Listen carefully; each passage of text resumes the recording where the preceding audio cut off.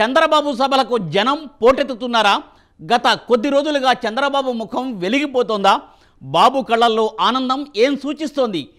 వచ్చేది TDP, Janasena, BJP సర్కారే అన్న ధీమాతో ఉన్నారా బాబు?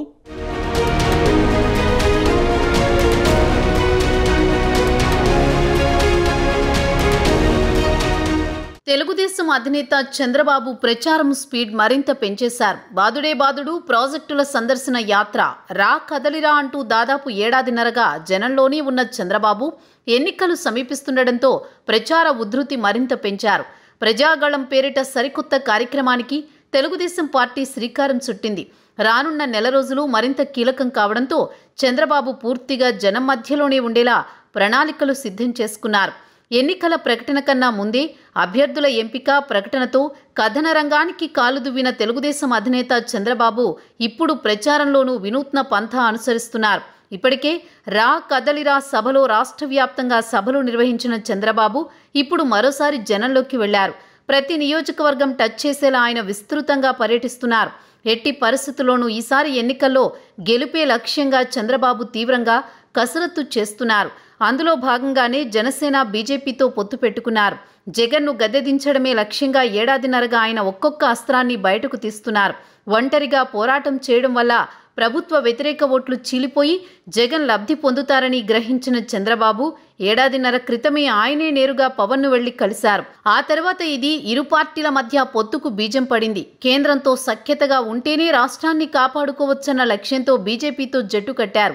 మొత్తంగా ప్రజాగళం సభలకు వస్తున్న రెస్పాన్స్ చూసి గత కొద్ది రోజులుగా చంద్రబాబు ముఖంపై చిరునవ్వు కనిపిస్తోంది. ఎన్నికల్లో గెలిచేది జనసేన, టీడీపీ, బీజేపీ కూటమి అన్న ధీమాతో ఉన్నారు బాబు.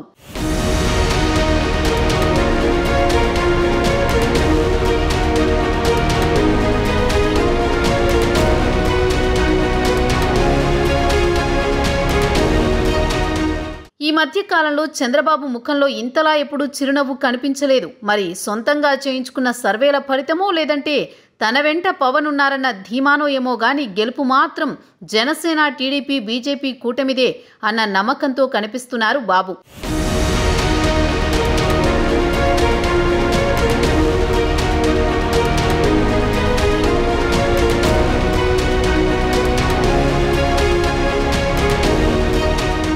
ఒకానొక దశలో టీడీపీ పతనం షురూ అయిన పరిస్థితి. అటువంటి సందర్భంలో చంద్ర చాణక్యంతో చంద్రబాబు పార్టీని నిలబెట్టారు. క్యాడర్కు అండగా నిలబడ్డారు. వన్ సైడ్ లవ్ అంటూ జనసేనకు వలపు బాణం విసిరారు. అటు నుంచి కూడా ప్రభుత్వ వ్యతిరేక ఓటు చీల్చేది లేదంటూ పాజిటివ్ రెస్పాన్స్ వచ్చింది.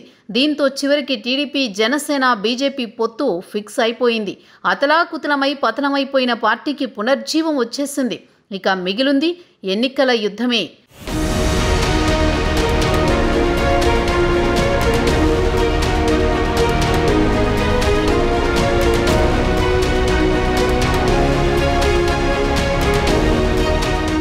ప్రజాగళం పేరుతో జనంలోకి వెళుతున్న బాబు సభలకు అటు తెలుగుదేశం కార్యకర్తలే కాకుండా జనసేన, బీజేపీ కార్యకర్తలు కూడా హాజరవుతుండటంతో నిండుగా కనిపిస్తున్న తన సభలకు వస్తున్న జనాన్ని చూసి చంద్రబాబు లోలోనే మురిసిపోతున్నారు.